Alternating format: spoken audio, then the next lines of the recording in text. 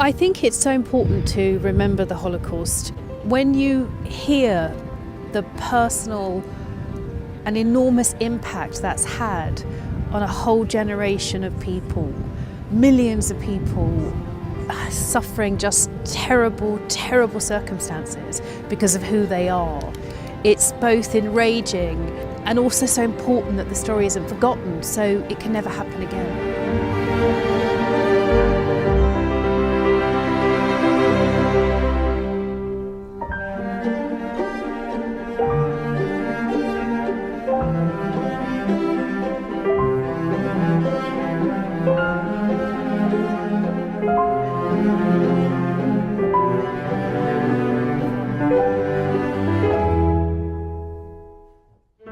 Agnes, I'm sorry it's so cold. We had hoped for a nice spring day to have this very important chat. It's very, very nice to meet you.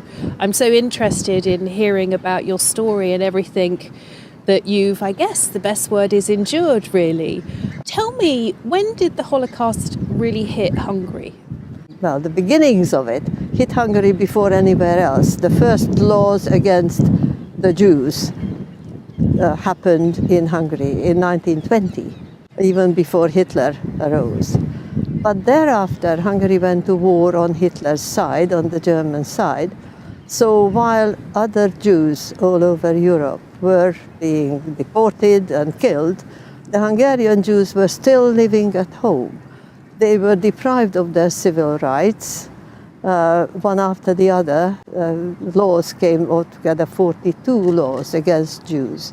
So all their rights were taken away, but they were not systematically murdered until 1944. And by that time, there were practically no Jews left in the rest of Europe. In 1944, in the spring, the German army occupied Hungary, and that's when the killing really started. And then, over a period of 8 weeks, they murdered almost 500,000 Jews who were deported to Auschwitz, and that is when it happened. So by the summer of 1944, Eichmann, in charge of this activity, could report to Hitler that the Hungarian provinces were Judenrein, clear of Jews. I mean, it's so hard to imagine how you grow up and have any sort of life in an atmosphere like that, where you're so suppressed and, as you say, had all your liberties taken away. I mean, that must be very difficult for you and your family. My father was an exposed socialist, and it's one of those cases that he was first persecuted because of political reasons, even before he was persecuted for being a Jew. Then he was unemployed because the Jews professional Jews, could not carry on in their professions. And in my family, the men were professional men, doctors, lawyers, engineers, solicitors, and they were all unemployed. And so the whole of the extended family was living under very, very difficult circumstances. And then throughout my primary schooling, this anti-Jewish propaganda and atmosphere strengthened all the more. And in my last year in the junior school, I had a fascist teacher who was in love with Hitler, as she told us, a spinster. Hitler's photographs and posters all around the classroom. And the way she treated me was not short of child cruelty. Oh, God, it's heartbreaking. I mean, your childhood, it's so difficult to imagine, one, being persecuted for who you are and your family not being able to work, then your schooling situation, the poverty that you lived in, and then in your very young years, you were forced to be a child labourer. In my family, there was intellectual ambition. There was learning. So while I was, in fact, quite in various ways deprived as a child. I was also very rich because all the young men of my family were around. And they were teaching you, were they? They were teaching me. They had no children of their own. So I had all these surrogate fathers who enriched my life and brought me up in an intellectually stimulating environment, even when I was little. But then they were taken into the Hungarian army, and before when I was 8 or 10, they were all murdered. They are the people that I continue always to mourn. That is the aspect of the Holocaust that is most painful for me, the loss of those men. It's so hard to imagine, but it's so uplifting to hear that despite all the various difficulties and horrendous situations you're in, that your mind was still ambitious, that you wanted to do something, that you were taught in such an incredible way, which you've gone on, haven't you? And I'm sure we'll come on to that, to what you've done with your life since you have escaped the situation that you were in.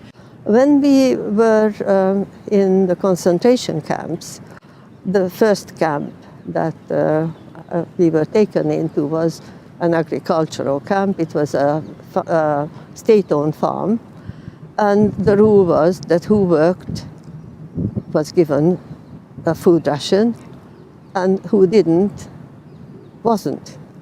Now, I volunteered to my family to say that I am 14 instead of being 11, so that I could work, so that we could have an extra food ration. Because the food rations had to be divided among ourselves. There were 11 of us, 5 not working, plus me, plus 5 working. So this is how I became suddenly 14-year-olds all of a sudden. So you grew up very quickly. As you say. And nobody forced me. Circumstances forced me to be a slave laborer as a child. And what did you have to do? Well, this was an agricultural camp. It was a farm. So it's physical, hard labour.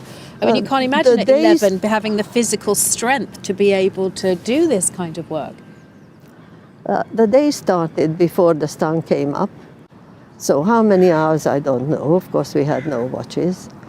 But every kind of labor, of work on a farm, we did. Some were heavier than others. Picking peas, for example, was a relatively easy task. There were other tasks which were harder. For example, when a field was plowed, this is mostly clay soil. Lumps of clay appear. Those are not people can't sow seeds into the clay when it is in big lumps. So you are given a wooden hammer, and now the dried up clay you have to beat until it is pulverized. The worst job of all was harvesting sugar beet, and I have a short story that I together about 300 words, what it is like to harvest sugar beet. You have to wait for frost to come, because the beet likes, the sugar comes out by the frost. So it's a late autumn task. There is frost in the ground, the clay is sticky, and you then try to lift out. Have you seen a sugar beet? No. It's about 2 pounds, 3 pounds of weight, huge, with a big bushy green on top. And you have to heave this out somehow. You have to have 2 of them. You beat them together to get the clay off. You chop off the green and you throw it into the bag. How long did you have to do this for? We started in the summer of 1944, as I told you. And the agricultural work finished with the sugar beet harvest, because then the snow came thereafter, no more. So then we were taken over to an armament factory instead. So we became industrial laborers. We were making anti-aircraft guns for the German army. And that was heavy enough work. I can describe the details of the work if you are interested. Children, I was by then 12. Between 12 and 16, you were child laborers. Now there the system was that there were child laborers. In the farm, you had to lie, as Yes. I told you, Yeah, to get to your be food. allowed to Yeah. work. Here, in fact, it was organized. I mean, how are you feeling? I mean, life must have been pretty bleak and without much hope that things would change. Could you see any way out of the situation you were in? No, you didn't. It's very interesting you asked this, and sometimes I am asked, what were your hopes? How did you see the outcome of all of this? We didn't. People didn't think about tomorrow. People didn't think about the next minute. People were thinking about trying to live through this moment. So, But you were on your way to Auschwitz, weren't you? yes. But your train was diverted to this agricultural camp. Yes, which was the lucky bit. We were on our way to Auschwitz, and within the 15,000, there was a single train with 3,800 people that was taken to Auschwitz but was diverted to Vienna. And that's the train you And were that's the train I was on. That was the only one. I actually tracked it down that there was only one train. on. And why was it diverted? Did you ever Yes. find out? There were negotiations between the British and the Germans, and yes, the Germans were trying to sell the British Jews for lorries. The tariff was 300 Jews for a lorry. They needed rolling stock for military transportation. And these negotiations went on throughout the war.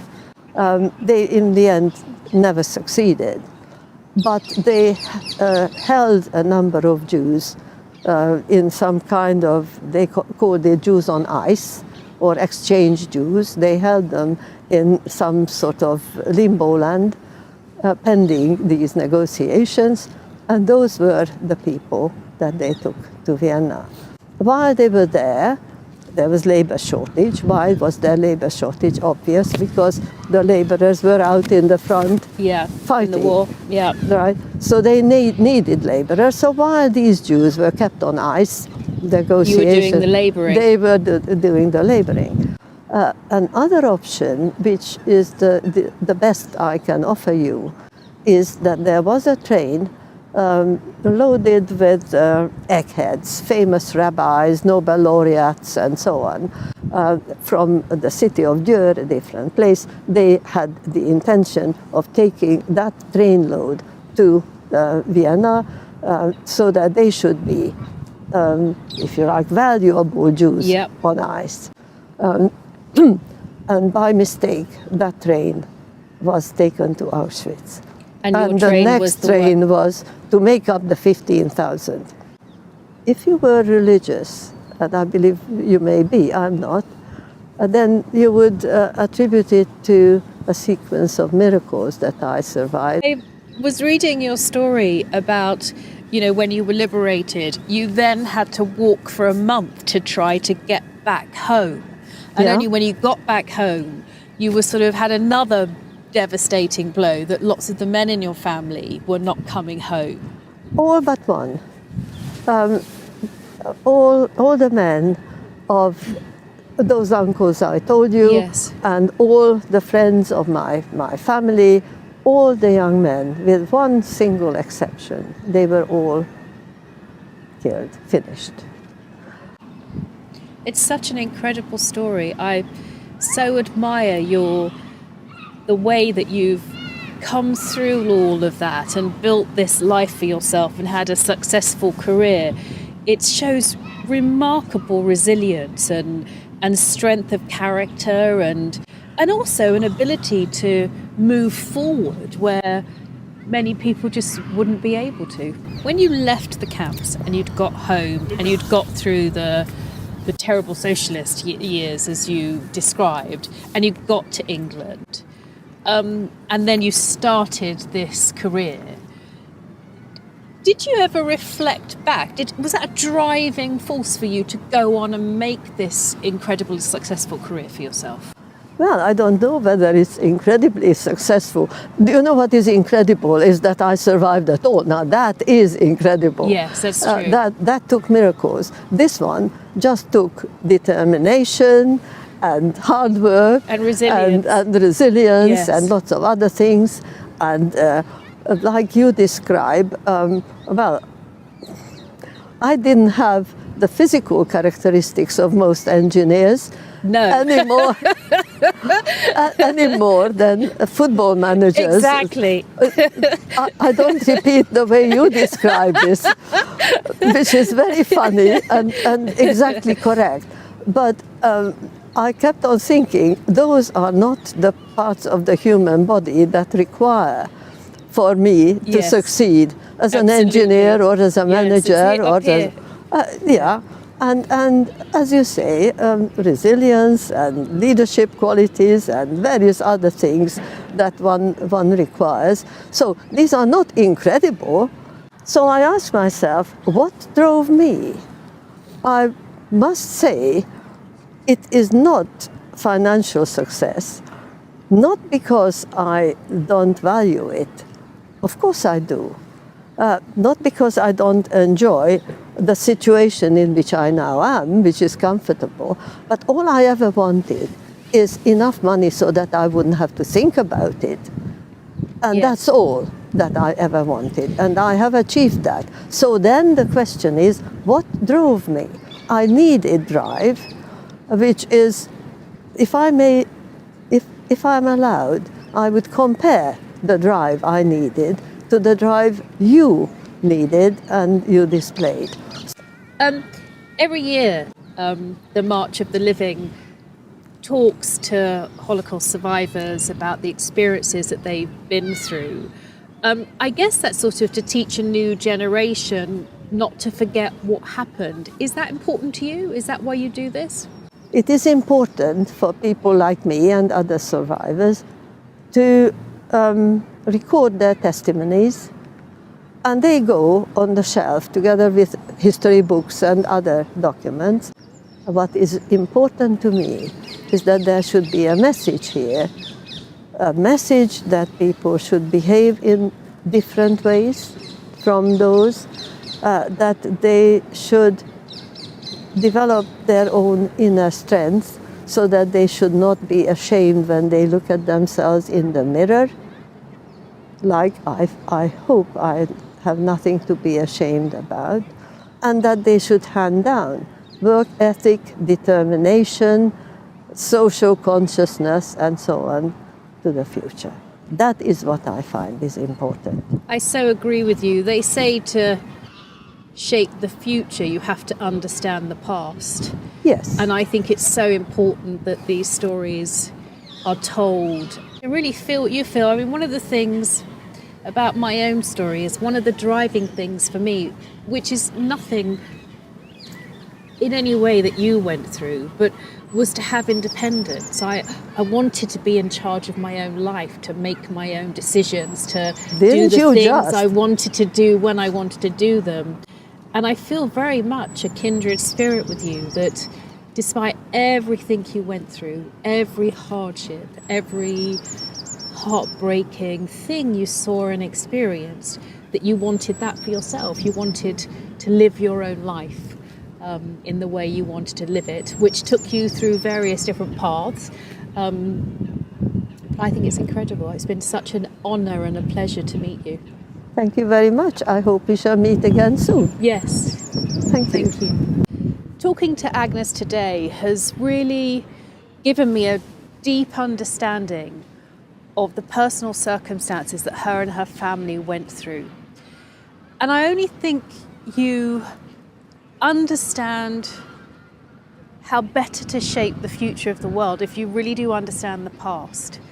And hearing what she went through, the poverty, the starvation, the labour camps, the desperate nature of just trying to survive those circumstances, is so important that we don't forget, so we never, ever put anyone in that situation again.